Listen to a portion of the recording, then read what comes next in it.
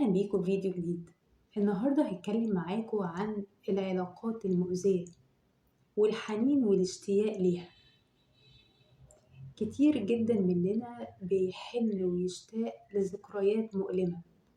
الحنين ده مش مجرد إحساس، ده صوت موجود جواك بيحاول إنه يرجعك لذكريات قديمة، ذكريات كانت بتوجعك وبتألمك، علاقات كانت بتكسرك وبتخنقك، ومع ذلك بترجع تتوجع من الاشتياق ليها. طب ليه احنا دايما بنشتاق للعلاقات المؤذية؟ لأن ببساطة عقلنا البشري عقل غير منصف. عقلنا بيحاول إن هو يرجعنا للذكريات المؤلمة، ولكن بيغلفها لنا في صورة فلتر الحنين. إنك تشتاق للحظات حلوة كانت موجودة في العلاقة، بيبدأ يفلتر لك الذكريات والعلاقات المؤلمة والعلاقات المؤذية دي بفلتر بسيط جدا، يفكرك بس بالحاجات اللي كانت كويسة في العلاقة. المرة اللي انت كنت بتضحك فيها، أو المرة اللي انت حسيت فيها انك مطمن،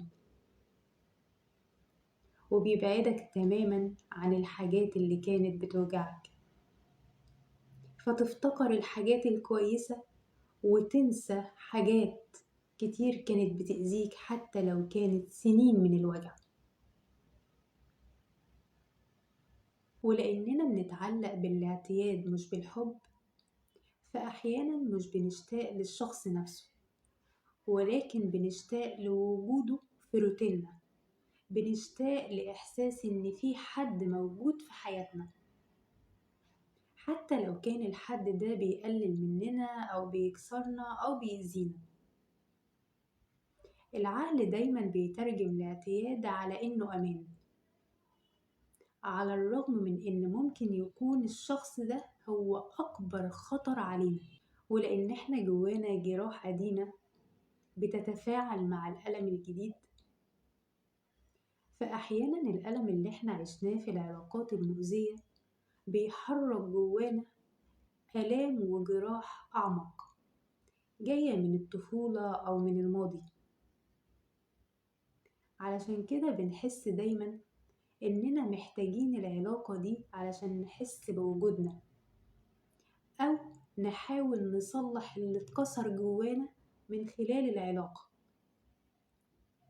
وده أكبر كارثة بنقع فيها، هو اشتياقنا وحنيننا لعلاقات مؤذية. فالحنين مش دايما دليل على الحب، ممكن يكون دليل على الألم اللي احنا اتعودنا عليه، وعلى جرح لسه ما اتقفلش. علشان كده محتاجين نراقب مشاعرنا بعين الوعي، مش بالقلب لوحده، لأن أوقات كتير القلب بيكون تايه